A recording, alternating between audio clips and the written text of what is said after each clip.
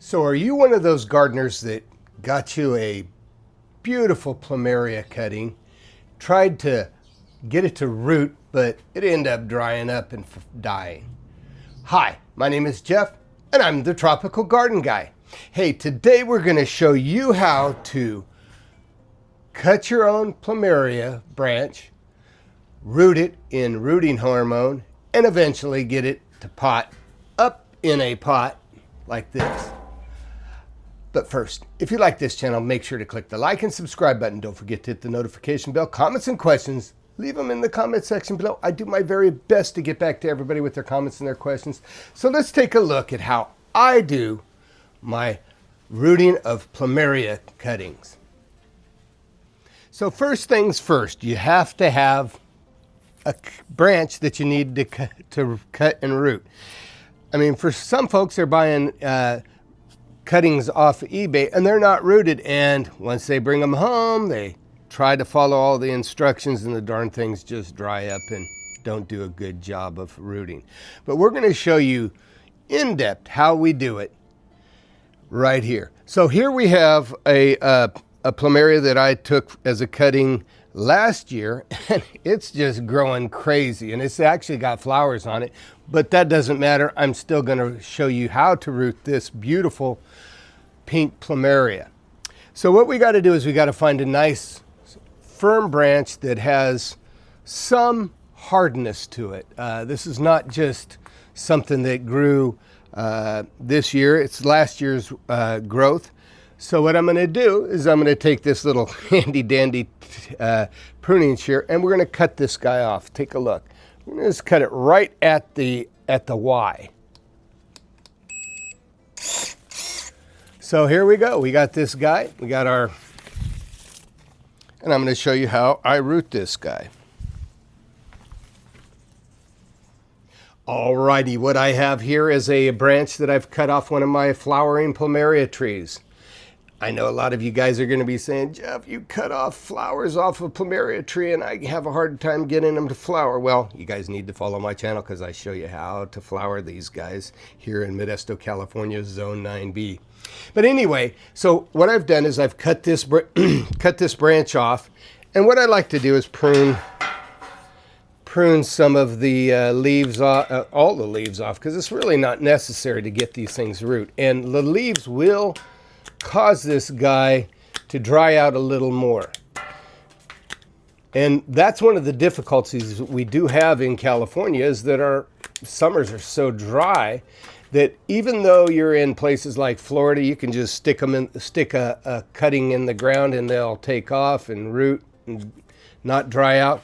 Here in California, especially here in the Central Valley, I've got to do something a little different. I'm going to leave those flowers on because they look good, but it doesn't really affect its rooting ability.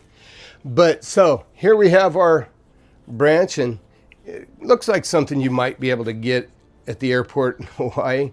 And that's one of the things that a lot of folks are talking about. They get their cuttings in Hawaii and they bring them back, which is legal, by the way, but they just have a difficulty getting the darn things to root.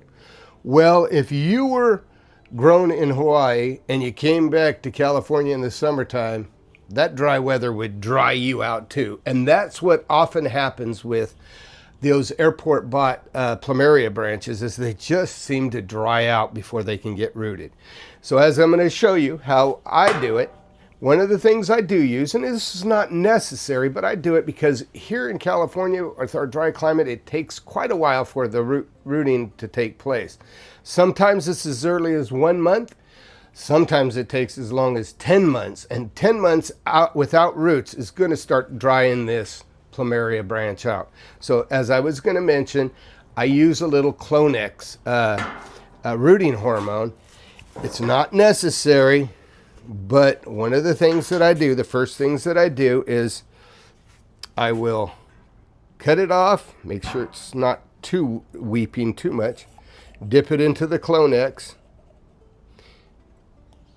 and then all I do is I take it, put it in a bag. Now what that's doing is protecting that cut surface from root rot a little bit. And you know, while we don't really see a lot of root rot in Plumeria branches that are not in the ground, I like to do this as just a separate step. So then what we do is we go into the house, and where I have that little mini greenhouse, and I'll put that in here, and I'll let this set for about 2 weeks. Now, it's not drying out because in that greenhouse it's a little more humid than the outside air, and so that's one of the tips. Tip number one, you may need to put your cutting in a greenhouse type situation if you live in California's dry climate. So I'll take you in there and show you that in a second. Alrighty, so here we have our Plumeria branch, and we've dipped it into our rooting hormone, and we put it in the bag.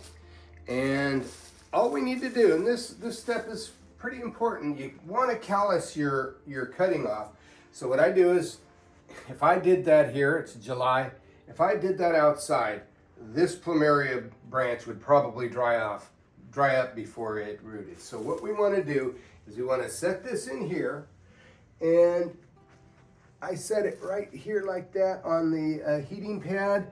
If it's really hot, I'll just turn the heating pad off. It's not necessary because in this room it gets into the 80s every day anyway, so that's pretty good. But basically you want to set that off in there and just let it go until it calluses off.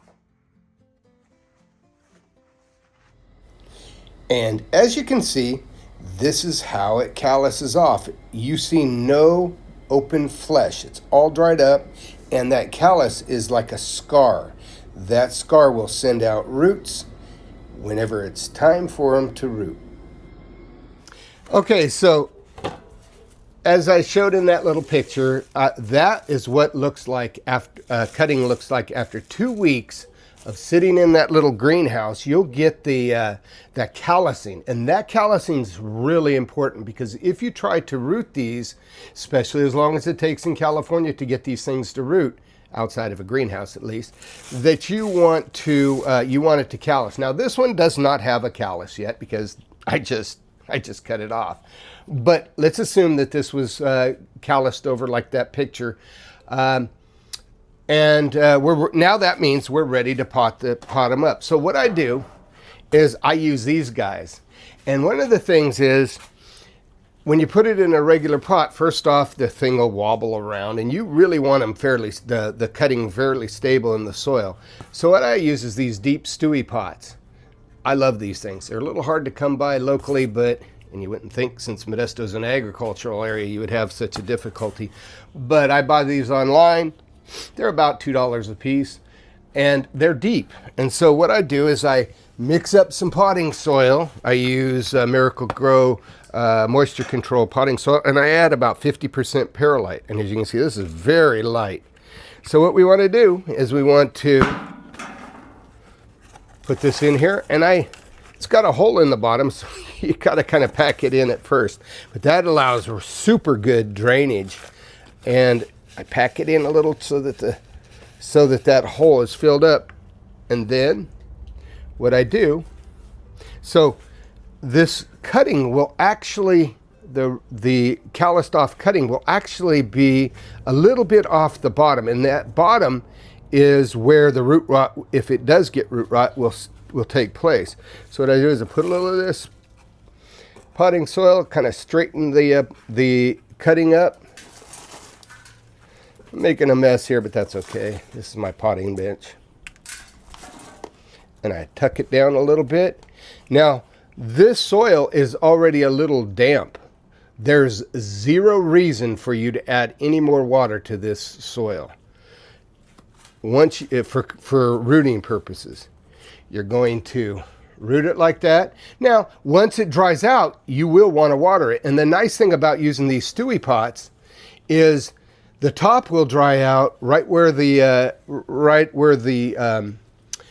branch is, but right at the base of the cutting where the callus is, that will be right at the edge of the moisture, and that's what you want. So this is one of the few times that I bring things into the house during the wintertime. Now, this is in my laundry room, so you might hear some laundry going in the background, but So take a look. What I'll do is I will put it on a heating mat inside one of those discounted Amazon little mini greenhouse. Keeps the humidity going, and therefore you don't get the drying out of the branch that you may get if you put these outside of a greenhouse here in California, where we are so darn dry. It doesn't require much, just one of these 10-watt grow lights. You can actually use a shop light, as I have in here, in case I put my miracle fruit in here during the my miracle fruit plant here during the winter time, and I'll use a little more light. But yeah, it doesn't take very much light at all.